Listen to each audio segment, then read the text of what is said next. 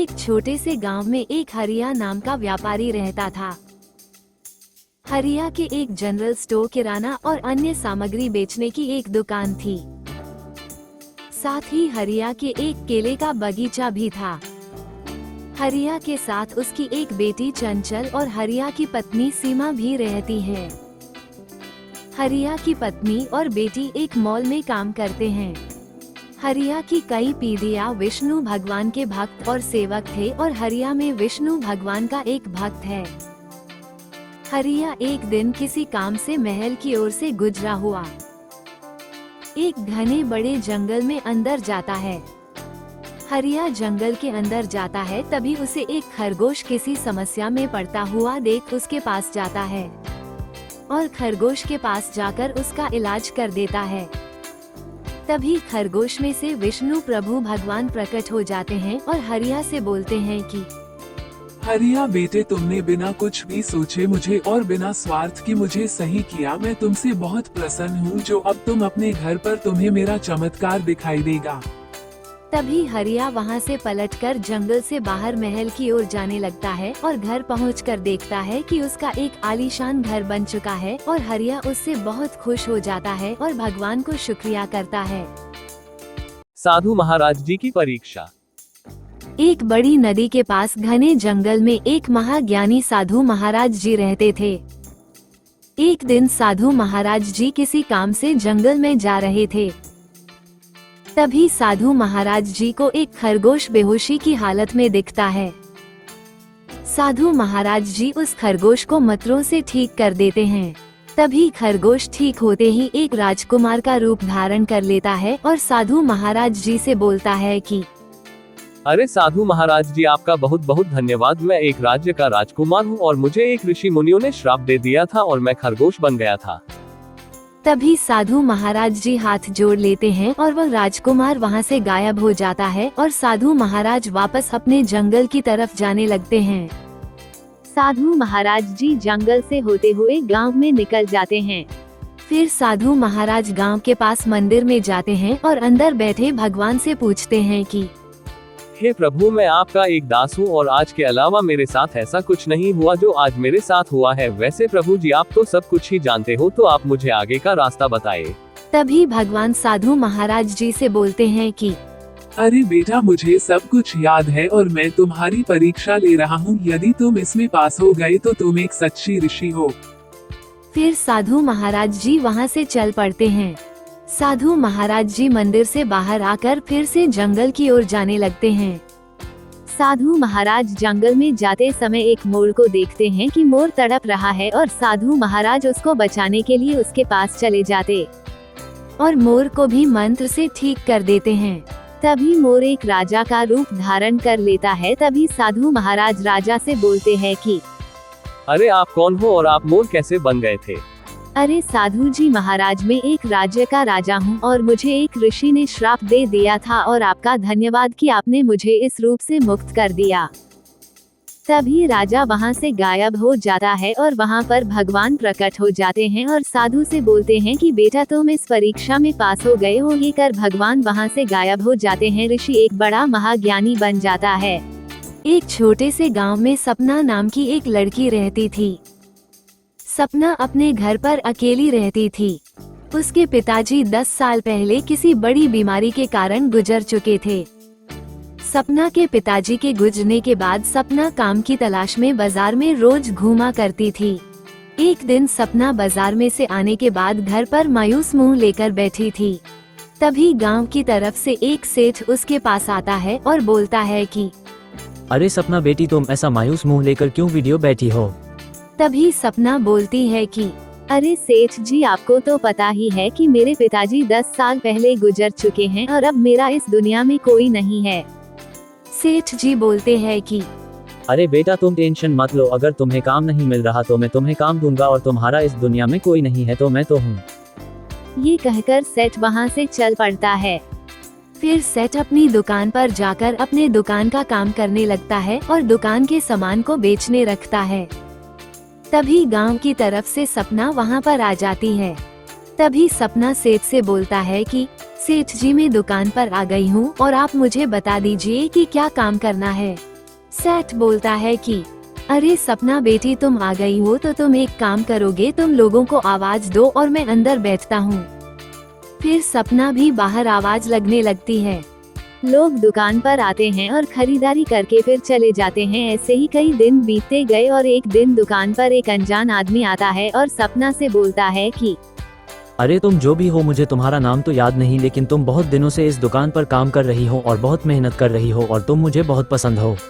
फिर सपना उस आदमी से बोलती है कि अरे मैं भी तुम्हें नहीं पहचानती हूँ और मैं भी तुम्हें कई दिनों से देख रही हूँ। तुम बहुत ही सुंदर हो और अच्छे आदमी हो और मैं भी तुम्हें पसंद करती हूँ। फिर दोनों एक दूसरे को पसंद करके शादी कर लेते हैं और ऐसे ही अपना आगे का जीवन व्यतीत करते हैं। जादुई घोड़ा। ये कहानी है राजू नाम के गरीब और छोटे लकड़हारे की, जो रोज सुबह उठकर अपने खर्चे के लिए लकड़ियाँ काटने जंगल की ओर जाता है। राजू जंगल में कुल्हाड़ी लेकर जाता और जंगल से लकड़ियाँ काटकर वापस लकड़ियाँ अपने घर की ओर आता और लकड़ियों से ही राजू अपना गुजारा करता था। एक दिन राजू रोजाना को तरह जंगल से लकड़ियाँ लेने जा रहा था। तभी उसे एक घोड़ा बीमार की हालत में पड़ता था। राजू उस घोड़े के पास जाता है और उसका इलाज कर देता है। थोड़ी देर बाद घोड़ा उठ जाता है और राजू भी अपनी लकड़ियों और कुल्हाड़ी और घोड़े को लेकर अपने घर की जाने लगता है। घर पहुंचकर राजू घोड़े से बोलता है कि जब तक तुम ठीक नहीं हो जाते हो वहां तक तुम मेरे ही साथ रहोगे और आज से तुम मेरे घर के एक सदस्य ही हो। राजू रोज घोड़े के साथ खेलता और उसके बीमारी का इलाज करता। एक दिन घोड़ा अचानक बहुत तेजी से दौड़ता हुआ जंगल की भागता है और राजू भी घोड़े के पीछे पीछे जंगल की ओर भागता है। घोड़ा जंगल में आकर घास को खाने लगता है और तभी राजू भी घोड़े के पीछे पीछे जंगल आ जाता है और घोड़े को देखता रहता है। राजू घोड़े को देखते ही देखते घोड़ा जादुई घोड़े में बदल जाता है और घोड़े के पंख भी निकल जाते हैं। तभी घोड़ा राजू से बोलता है कि राजू, मैं एक जादुई घोड़ा हूँ और मैं जानता हूँ कि तुम एक ईमानदार लकड़हारा हो, इसलिए मैं तुम्हारे लिए यहाँ आया था और अब मैं जा रहा हूँ और जब तुम घर जाओगे तब तुम्हारा भाग्य बदल जाएगा। तभी घोड़ा वहाँ से आसमान की ओर उड़ जाता है और राजू भी वहाँ से अपने घर की ओर निकल जाता है। राजू पास के एक गांव से गुजरता हुआ घोड़े के जाने का दुख जताता हुआ घर की ओर आता है। राजू घर पहुंचकर अपने घर को देखता है तो झोपड़े की जगह एक आलीशान घर आ जाता है और राजू खुश हो जाता है, अपना काम भी जारी ही रखता है। ये कहानी है एक रक्षा नाम की भोली चुड़ैल की। रक्षा एक समझदार और सूझी लड़की थी। रक्षा अपने माता पिता के साथ ही रहती थी। रक्षा के पिताजी की एक किराने की दुकान थी, जहाँ पर वो किराने का सामान बेचा करते थे और रक्षा की मम्मी घर पर घर का काम किया करती थी और रक्षा अपनी सहेलियों के साथ गांव में घूमती रहती और एक दूसरे के काम में भी हाथ बटाती थी। एक दिन रक्षा किसी काम से अकेली गांव की तरफ जा रही थी। तभी रक्षा के सामने एक लड़का आता हुआ नजर आता है। अरे कौन हो तुम, और मैंने तुमको इस गांव में पहली बार देखा है। लड़का कुछ भी नहीं बोलता है और उसे ही देखता रहता है। लड़के ने रक्षा को पहली बार देखते हैं उसे प्यार हो गया है। मेरा नाम राहुल है और मैं इसी गांव में रहता हूँ। मैं 4-5 सालों से बाहर गांव में पढ़ाई कर रहा था और आज ही इसी गांव में आया हूँ।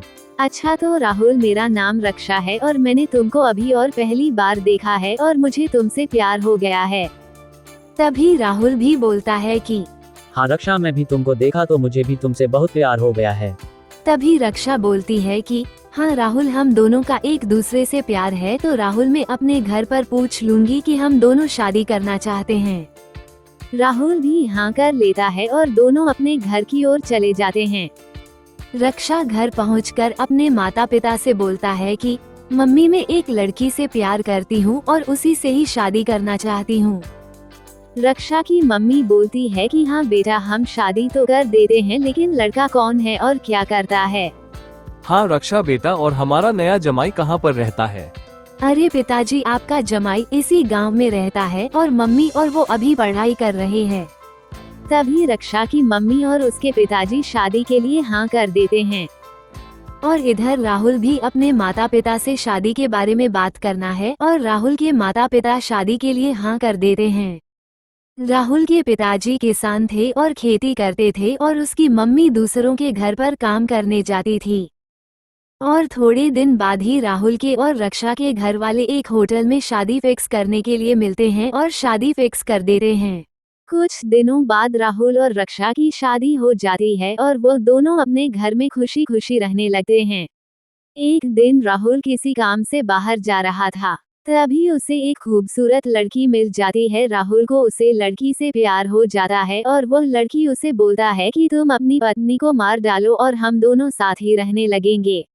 तभी राहुल घर जाकर रक्षा को मार डालता है। तभी से रक्षा भूतनी बनकर घूमती रहता था। जग्गू गांव में अपनी बूढ़ी माँ के साथ रहता था। उसके पिता 10 साल पहले किसी बड़ी बीमारी के कारण उनकी मृत्यु हो गई थी, जिसके बाद जग्गू और उसकी बूढ़ी माँ अकेले ही रहते थे। जग्गू अपनी कॉलेज की 4 साल की पढ़ाई पूरी करके वापस अपने गांव लौट आया था। जग्गू के पिता के पास कोई खेती नहीं थी, उनके पास केवल एक गाय थी और खाने के लिए वो मजदूरी करते थे।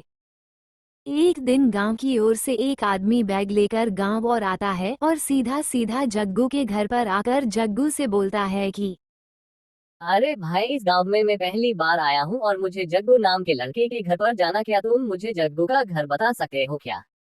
तभी जग्गू बोलता है कि अरे भाई, मैं ही जग्गू हूँ।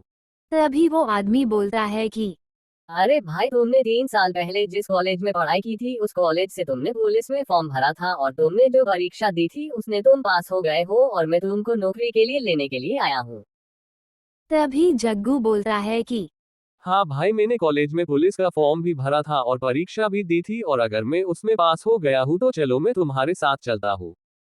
फिर जग्गू और वो आदमी गांव से होकर शहर की ओर जाने लगते हैं और जग्गू कई दिनों बाद फिर पुलिस की वर्दी पहनकर गांव की ओर आता है और अपने घर पहुंचकर अपनी बूढ़ी माँ से बोलता है कि माँ, मैं आपका बेटा जग्गू, माँ मैं पुलिस वाला बन गया हूँ और अब हमें मजदूरी नहीं करनी पड़ेगी माँ।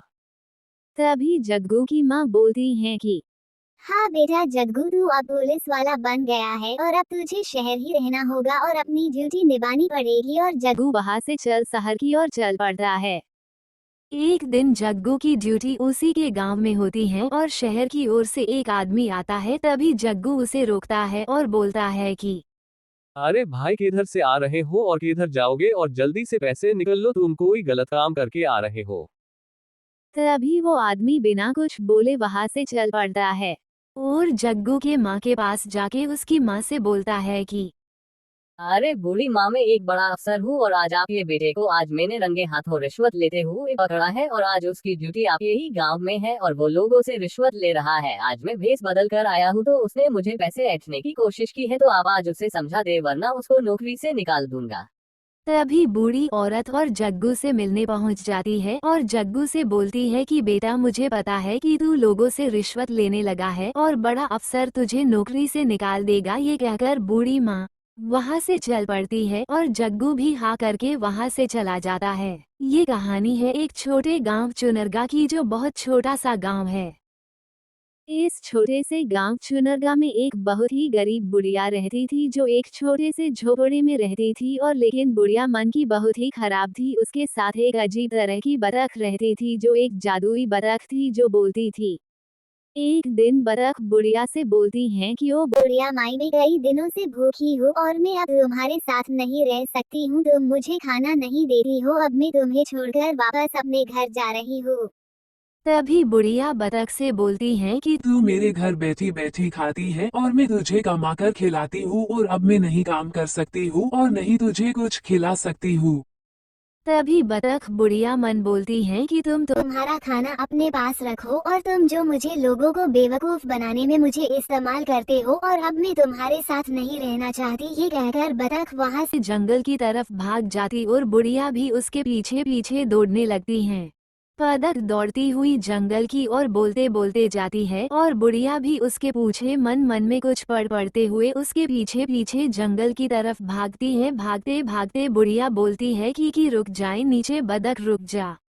तभी बतख को जंगल में एक साधु महाराज दिखते हैं। बतख साधु महाराज से बोलता है कि साधु महाराज, मेरा आपको नमस्कार। साधु महाराज, मैं एक बोलने वाली जादुई बतख हूँ और मैं पहले इसी जंगल में रहती थी। इस जंगल से मुझे एक बुढ़िया औरत उसके घर लेकर चली गई थी और वह घर ले जाकर मुझे गलत काम करवाती थी और वह लोगों से पैसा लूटती थी और वह मुझे खाना भी नहीं खिलाती थी। इसलिए आज मैं वहाँ से भागकर जंगल में आ गई हूँ और वह बुढ़िया भी मेरे पीछे पीछे भागकर आ गई है। तो कृपया साधु महाराज मेरी रक्षा करें। तभी साधु महाराज से बोलते हैं कि ये जादुई बतख, मुझे सब कुछ पता है कि तुम इस जंगल से 5 साल पहले उस बुढ़िया के साथ गई थी और वह बुढ़िया तुम्हें खाना भी नहीं देती थी और बुढ़िया भी तुम्हारे पीछे पीछे यहाँ पर ही जंगल में आ गई है।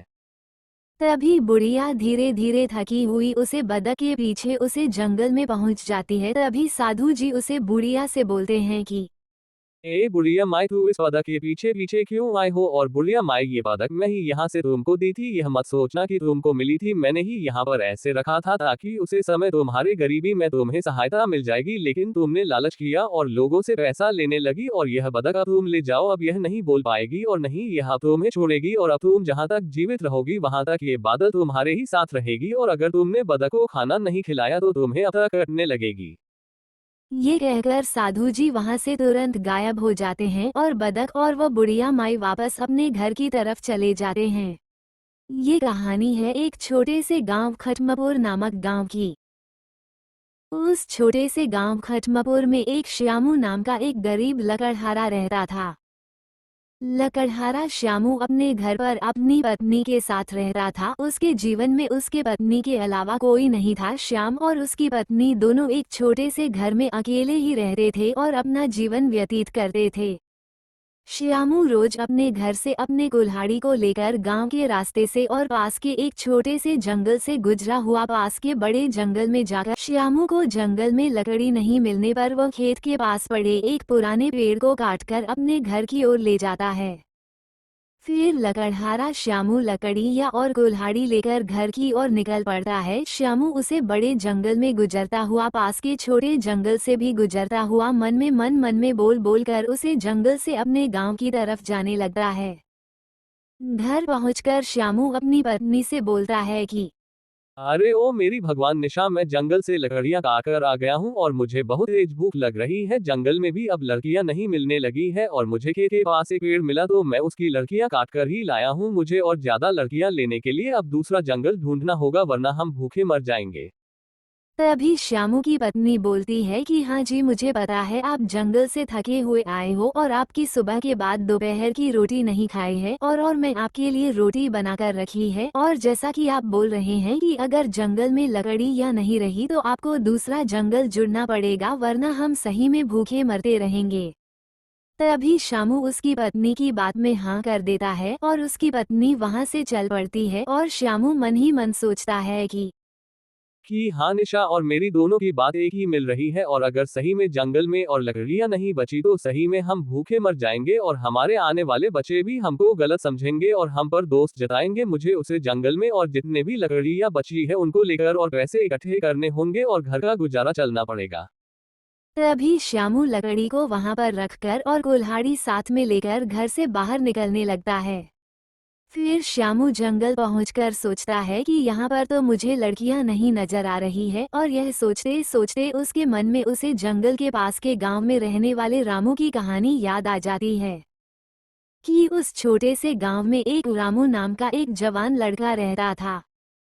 रामू एक दिन अकेला एक सुनसान बड़े घने जंगल में जाता है। रामू अकेला उस जंगल फटाफट चलता है मगर रामू को नहीं पता था कि उसे जंगल में एक भूत भी रहता है। वह भूत रामू का पीछा करता है लेकिन रामू को पता नहीं होता और वह रामू के पीछे चलते चलते रामू को गायब कर देता है। ये सोचकर श्यामू उसे जंगल से फटाफट निकलकर और गाँव की ओर दौड़ने लगता है। श्यामू जंगल से दौड़ता दौड़ता हुआ और घबराया हुआ गाँव में तेज रफ्तार से भागते हुए घर की ओर जाता है और घर पर जाकर अपनी पत्नी से कह रहा है कि अरे भगवान निशा, वह तो वही बड़ा जंगल है जहाँ उस जंगल के भूत ने पास के गांव के रामू को खाकर गायब कर दिया था। तभी निशा श्यामू से बोलती है कि हाँ जी आप सही बात बोल रहे हैं, वहाँ एक भूत ने किसी रामू नाम के आदमी को गायब कर दिया था, तो आप भी उसे जंगल में अब मत जाना, वरना वह भूत अगर आपको गायब कर देगा तो मैं क्या करूंगी। तभी श्यामू के पीछे पीछे वह भूत भी गांव में आ जाता है। तभी भूत को देखकर श्यामू की पत्नी जोर जोर से बोलता है कि मैं छोटी थी जब मेरे सपने में भगवान आए थे और उन्होंने मुझे बोला था कि जिसे तुम्हारी शादी होगी वह एक भगवान का रूप ही होगा, इसलिए आप चिंता ना करें, अपने भगवान है तो आपका बहुत कुछ भी नहीं कर पाएगा और मेरा भी कुछ नहीं कर पाएगा, तो आप बेफिक्र रहे। श्यामू तक रह जाता है और इधर बहुत बाहर सारी बातें सुन रहा था। यह बातें सुनकर भूत गाँव को छोड़कर वापस जंगल की तरफ चला जाता है और उसके साथ एक भूतनी भी वापस लौट जाती है और अब रामू और निशा बिना फिक्र की अपना जीवन आनंद में और मंगलमय व्यतीत करने लगेगा। इस कहानी से हमें सीख मिलती है कि नरी एक माता का रूप होती है। ये कहानी है एक छोटे से गांव जौनपुर नामक गांव की। जौनपुर नामक गांव में एक अंकित नाम का एक हटा गट्टा और बलवान और एक समझदार लड़का रहता था। अंकित अपने गांव में अपने बूढ़े पिता और जवान बहन के साथ एक छोटे से झोपड़ी में रहता था। अंकित एक गरीब घर से था और अंकित के पापा जन्म से बहुत गरीब थे। अंकित के पिता एक किसान थे। अंकित के पिता के पास एक छोटा सा और एक बंजारा छोटा सा खेत का टुकड़ा था। उसी छोटे से गांव जौनपुर में एक प्रिया नाम की एक लड़की रहती थी। प्रिया अपनी पढ़ाई पास के शहर में कर रही थी। प्रिया करीबन 2 साल बाद वापस अपने गांव लौट आई थी। प्रिया भी अंकित की तरह एक छोटे से गरीब घर से थी। प्रिया के घर में उसके पिता के सिवाय उसके साथ कोई नहीं था। प्रिया के पापा भी अंकित के पापा की तरह एक गरीब किसान थे और उनके पास अंकित के पापा के पास से भी कम जमीन थी। अंकित एक दिन अपने घर से अपने कुएं की ओर गांव के रास्ते से गुजरते हुए जाता है। अंकित